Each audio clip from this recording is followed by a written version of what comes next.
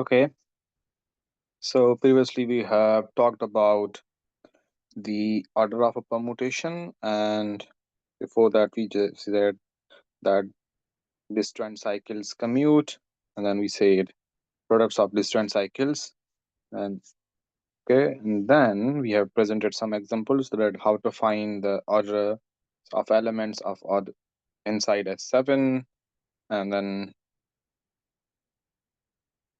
that's it. So we know now that which order of elements, like what are the orders of elements inside a particular symmetric group, and then what is their number, how many are there for of certain order that we have found that we can use using the technique we use in example 6, right? Then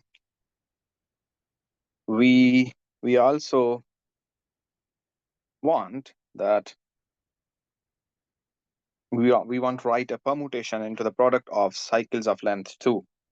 That is a permutation of the form AB only, where A is not B. And many authors call these permutations transpositions. So a cycle of length 2 is AB, where A and B are not equal.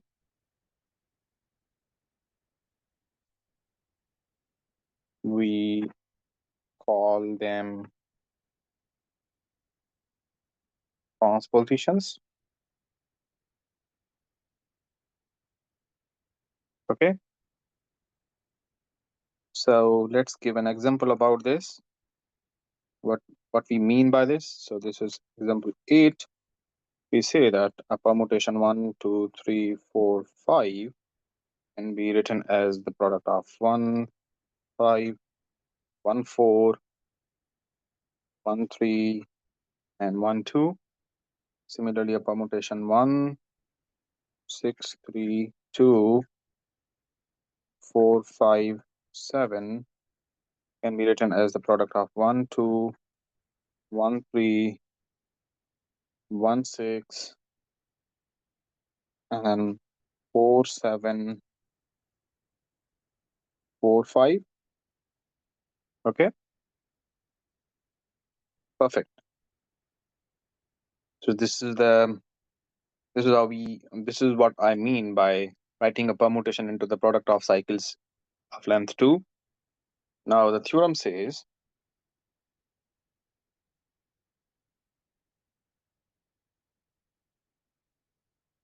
theorem 5.4 says that, let's talk about product of two cycles. Okay, and the statement is every permutation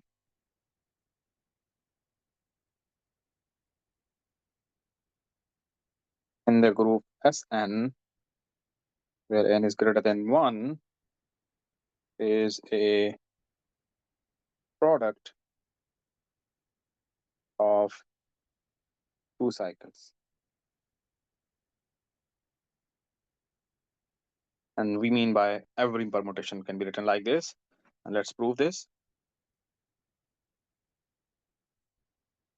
It says that first, note that the identity can be expressed as 1, 2, 1, 2.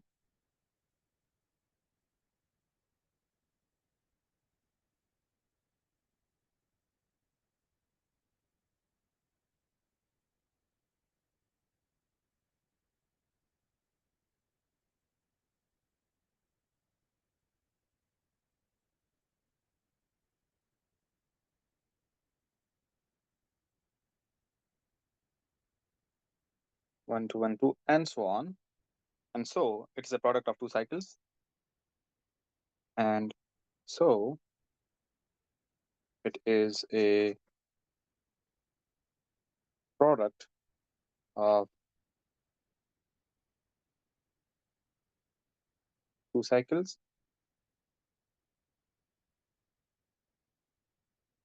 Now by theorem 5.1, we know that every permutation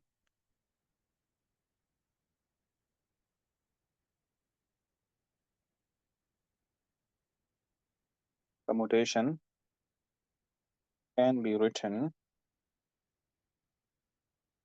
in the form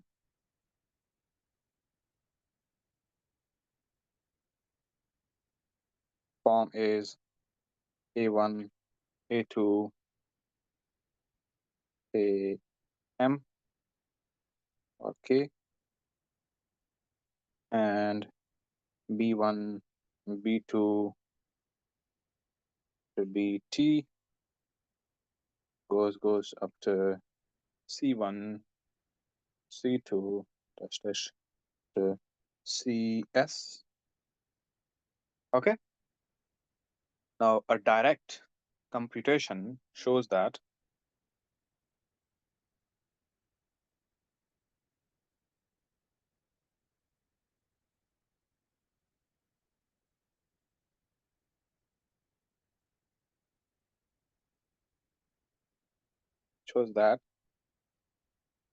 this form, this is the same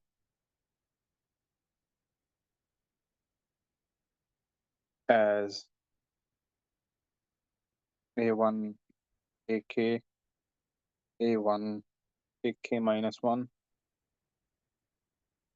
up to A1 A2, E1 BT, B1 BT minus 1 up to B1 B2 and C1 CS to C1 C2. Okay, and that is the proof. So every permutation can be written as the product of 2 cycles, and that's it. Now, the decomposition of a permutation into a product of 2 cycles, given in example 8 and in the proof of 5.4, is not the only way a permutation can be written as a product of 2 cycles. Although the next example shows that even the number of 2 cycles may vary from one composition to another, and we will prove in theorem 5.5, okay, that there is one aspect of decomposition that never varies. And so example 9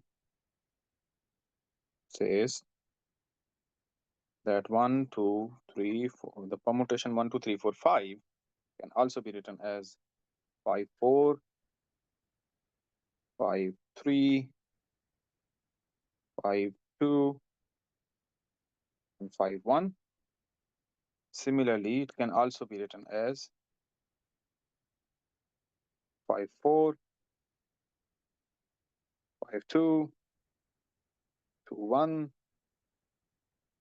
2, 5, 2, 3, 1, 3.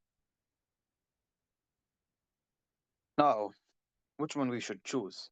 That's the question. And let's answer that question in the form of lemma.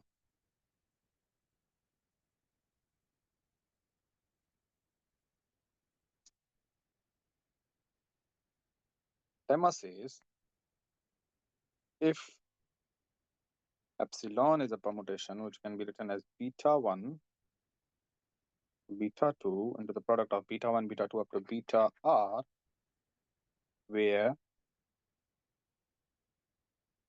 the betas are 2 cycles,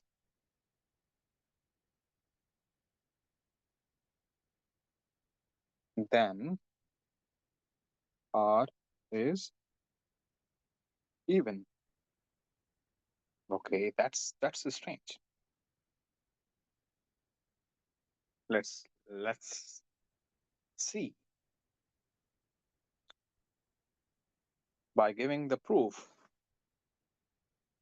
And proof is quite long, but it will be interesting to understand the proof of this thing. Now, clearly,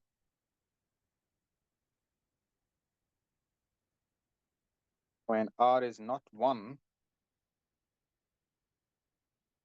since a 2 cycle, clearly R is not 1, since a 2 cycle is not the identity, is not the identity, right? Now, if R is 2, we are done, because 2 is even. So we suppose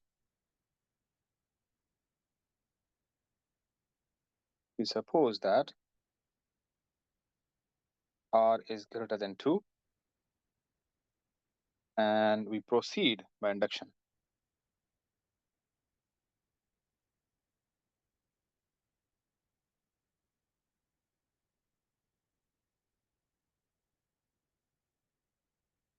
Okay.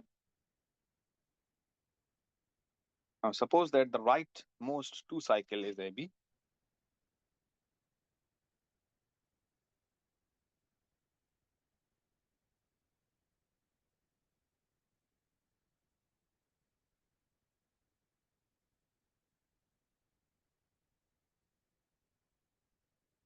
Two cycle is AB. Then, since Ij is equal to Ji, product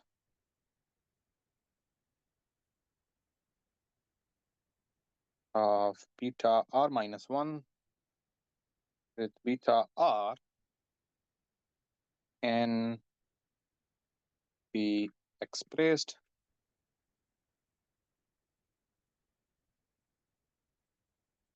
expressed in one of the following forms, shown on the right. So epsilon is nothing but AB, and then AB, BC is nothing but AC, AB.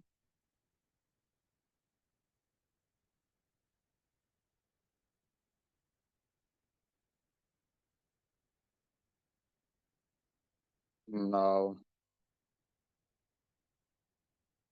AC, AB,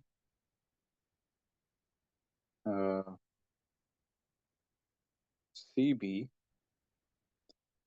can also be written as BC, AB, and then AB, CD can also be written as CDAB, right? Then, if the first case occurs, we may delete beta R minus 1 into beta from the original product to obtain. So if the first case occur, we delete the product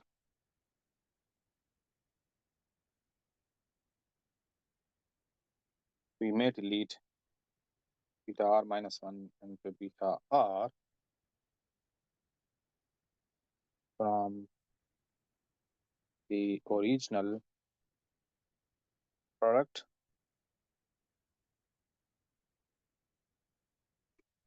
to obtain epsilon is equals to beta 1, beta 2, to beta r minus 2, and therefore,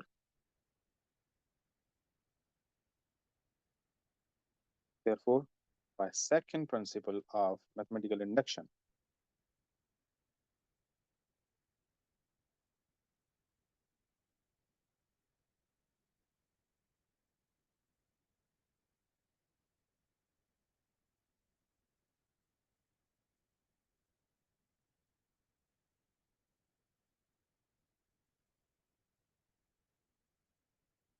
induction r minus 2 is even. Okay. Now, in other three cases, is even. Then in other three cases, we replace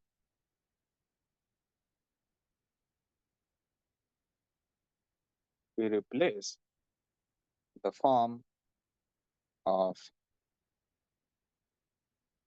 form of beta r minus 1 and beta r on the right by its counterpart on the left to obtain a new product of two cycles, or two cycles. On the right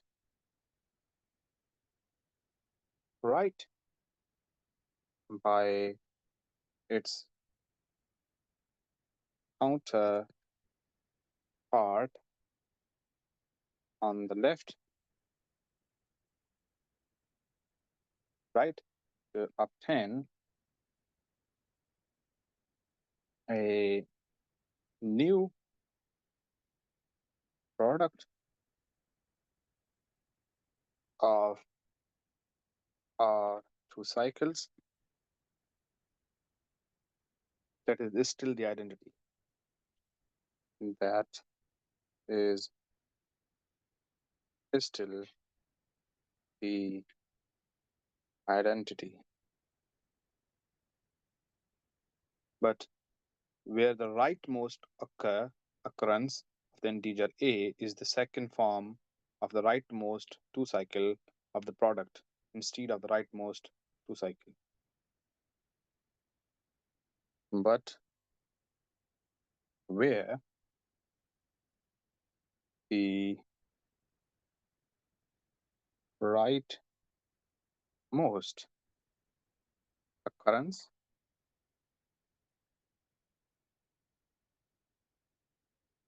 of the integer a is the second from the rightmost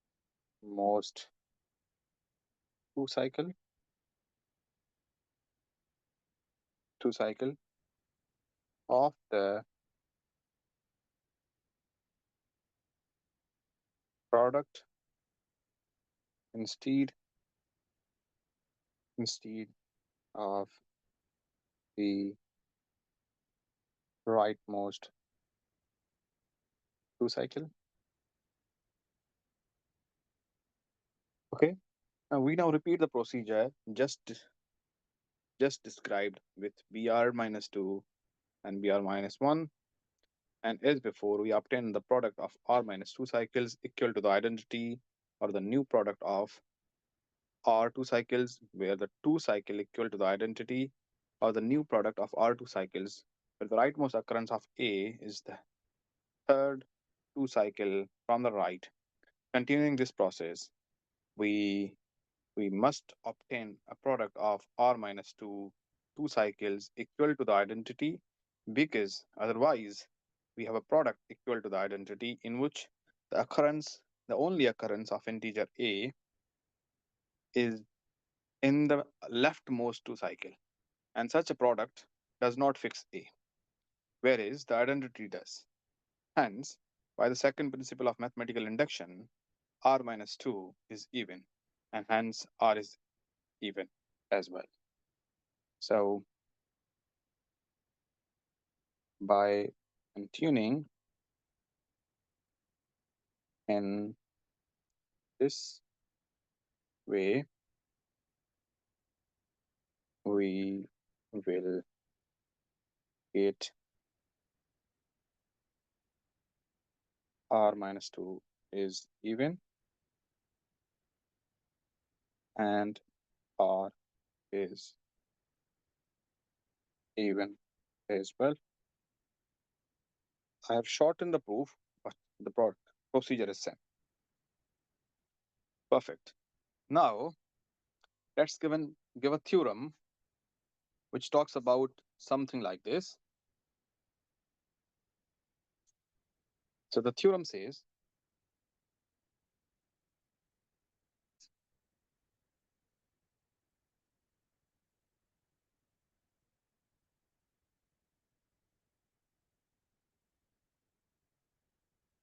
it is 5.5 always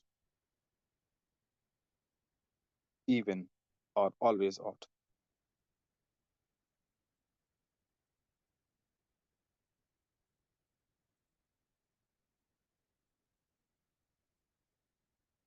Now, what is the statement? It is if a permutation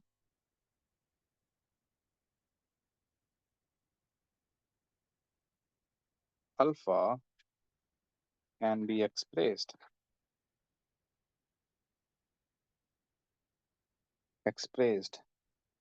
is a product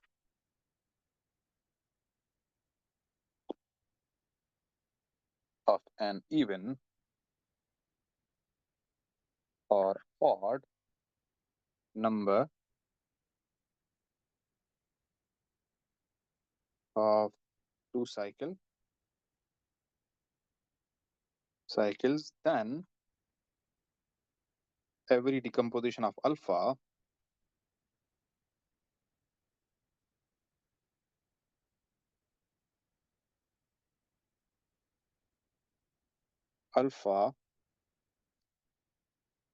into a product of two cycles must have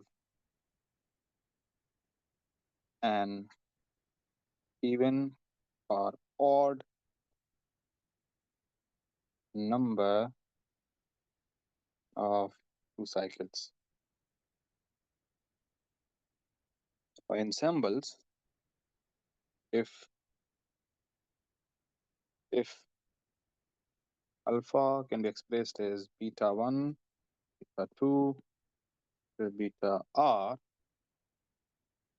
and alpha can also be expressed as gamma 1, gamma 2, gamma r, gamma not r but s, where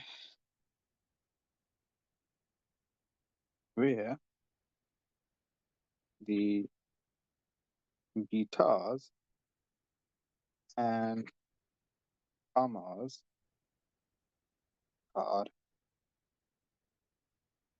two cycles, then r and s are both either even or odd.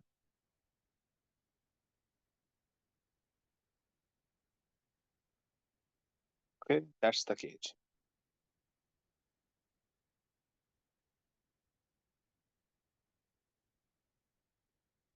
Now, proof.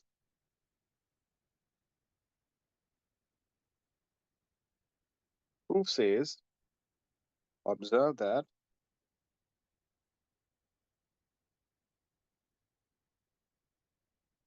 beta 1 beta 2 beta r is equal to gamma 1 gamma 2 gamma s, and implies that epsilon is nothing but gamma 1 gamma 2 up to gamma s beta inverse beta r inverse up to beta 2 inverse beta 1 inverse, and this can also be expressed as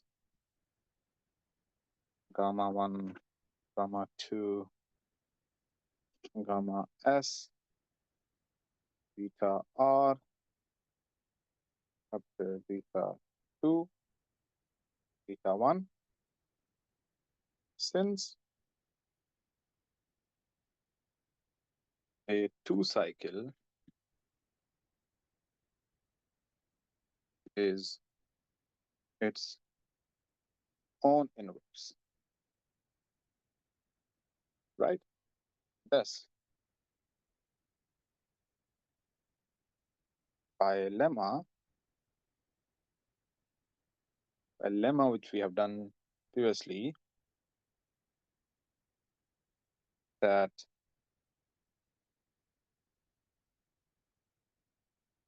we have s plus r is even.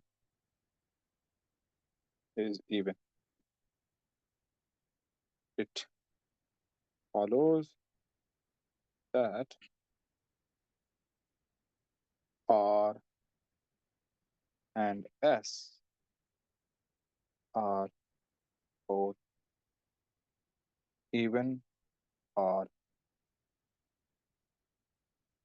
both are. And that is the proof of the theorem. And there we will end our. Thank you so much.